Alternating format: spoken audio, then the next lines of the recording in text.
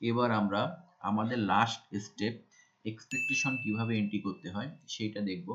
সর্বপ্রথমে আমাদের এক্সপেক্টেড পজিশনটা এন্ট্রি করতে হবে, এরপর এক্সপেক্টেড স্যালারি এন্ট্রি করতে হবে। এক্সপেক্টেড স্যালারির সাথে এক্সপেক্টেড পজিশন যেন সামঞ্জস্য থাকে এটা খেয়াল রাখবেন, এবং আপনার এক্সপেক্টেড স্যালারিটা এমন একটা স্যালারি দিবেন যে স্যালারিতে আপনি এখন জব চেঞ্জ করতে ইচ্ছুক আছেন, অর্থাৎ যেটা যে আপনি ইন্টারভিউ বোর্ডে বসে লাস্ট যে স্যালারিটা আপনি এক্সপেক্ট করেন ওই কোম্পানির কাছে, সেই স্যালারিটা এখানে দিবেন। কারণ কি, আপনার এই এক্সপেক্টেড স্যালারির উপরই যে একজন রিক্রুটার সে কিন্তু আপনার সিভিটা চার্জ করবে। সুতরাং এখানে যদি অতিরিক্ত বা বেশি স্যালারি দেন তাহলে আপনি কিন্তু আপনার ইন্টারভিউ কল পাওয়ার সম্ভাবনাও কম থাকবে। সুতরাং আমি সাজেস্ট করব আপনারা যে স্যালারিটায় আপনারা সর্বনিম্ন যে স্যালারিটা আপনি জব চেঞ্জ করতে ইচ্ছুক সেই স্যালারিটা এখানে দিবেন। তো এরপরে আপনি আপনার পজিশনটা দিবেন, পজিশন দেওয়ার পরে এক্সপেক্টেড পজিশন দিলেন সাপোজ ধরেন, তারপরে আপনি আপনার স্যালারিটা আপনি এখানে এন্ট্রি করবেন। এরপর আপনি এক্সপেক্টেড লোকেশন দিবেন, এনিওয়ার ইন বাংলাদেশ কিংবা কোনো জেলার নাম দিলেন। দেওয়ার পরে এখানে এই কথাটাই লেখা আছে যে আপনি সর্বনিম্ন যে বেতনে আপনি জবটা পরিবর্তন করতে ইচ্ছুক সেই স্যালারিটা আপনি এক্সপেক্টেড স্যালারিতে দিবেন। এরপরে আপনি এগ্রি বাটনে ক্লিক করবেন, করার পর আপডেটে ক্লিক দিবেন। দেখেন সুন্দর করে আমার 100% কমপ্লিট হয়ে গেছে। দেখেন 100% কমপ্লিট হয়ে গেছে, অর্থাৎ আমার এই প্রোফাইলটা 100% কমপ্লিট হয়ে গেছে। তো 100% কমপ্লিট হওয়ার পরে আপনি যেটা করবেন যে আপনার এই প্রোফাইলটা রিভিউর জন্য, অর্থাৎ আপনার প্রোফাইলের যে এক্সপিরিয়েন্সটা আপনি এন্ট্রি করছেন এই এক্সপিরিয়েন্সটা রিভিউর জন্য আপনি অ্যাডমিনের কাছে এই প্রোফাইলে অর্থাৎ আপনার এই সিভিটা চেঞ্জ করবেন। চেঞ্জ করলে অ্যাডমিন আপনাকে এটা রিভিউ করে ফাইনাল এটা অ্যাপ্রুভ করে দিবে।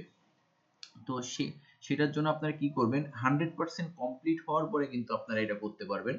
তো তাই সেখান থেকে আপনি কিভাবে যাবেন, আপনি এখান থেকে যাবেন সেটিং এ, আপনি মাই ড্যাশবোর্ডে ড্যাশবোর্ড থেকে আপনি যাবেন সেটিং এ, সেটিং থেকে আপনি এখানে সাবমিট বাটনে ক্লিক করবেন। দেখেন সাবমিট বাটনে ক্লিক করলে আমার এখানে কিন্তু একটা পপ আপ আসছে। পপ আপটা আসার উদ্দেশ্য হলো কি, আমি যে লাস্ট এক্সপিরিয়েন্সটা দিছি এই এক্সপিরিয়েন্সটায় কিন্তু আমি আমার এমপ্লয়ি কার্ড অ্যাটাচড করি নাই, যার কারণে আমার এটা এখানে শো করতেছে। আমি যে লাস্ট এক্সপিরিয়েন্সটা আমি এন্ট্রি করেছি সেখানে যদি আমি আমার এমপ্লয়ি কার্ডটা অ্যাটাচড করে থাকি তাহলে এই পপ আপটা আসবে না। ফাইনালি আপনি এখান থেকে আপনার যদি এটা আপনার শো করে তো অবশ্যই আপনার লাস্ট এমপ্লয়ি কার্ডের ছবিটা দিতে হবে।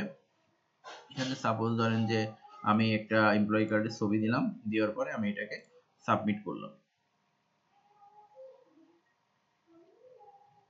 তো দেখেন ফাইনালি কিন্তু এটা সাবমিট, এটা কিন্তু অ্যাডমিনের কাছে চলে গেছে এবং এখানে ফাইনালি একটা মেসেজ দিচ্ছে দেখেন পেন্ডিং, অর্থাৎ অ্যাডমিন এটাকে ফাইনালি রিভিউ করে যখন অ্যাপ্রুভ করে দিবে তখন এটা এখানে কমপ্লিট লেখা আসবে, আর এখানে কানেক্ট টু রিক্রুটার এটা এখানে কানেক্টেড লেখা আসবে। অর্থাৎ এখানে ডিসকানেক্টেড লেখা আসার অর্থ হলো গিয়ে আপনার সিভিটা এখনো রিক্রুটার সার্চে পাচ্ছে না। অর্থাৎ একজন রিক্রুটার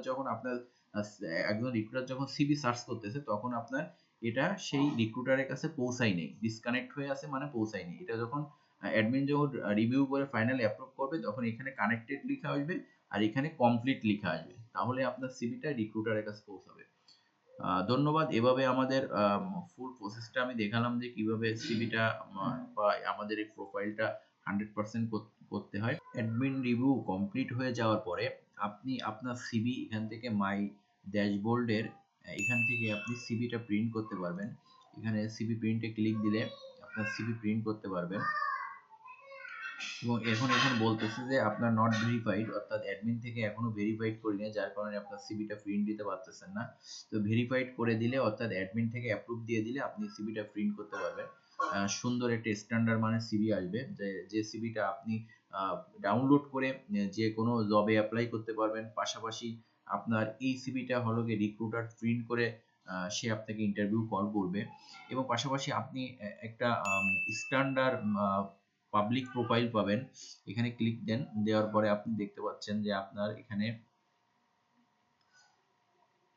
একটু ওয়েট করেন।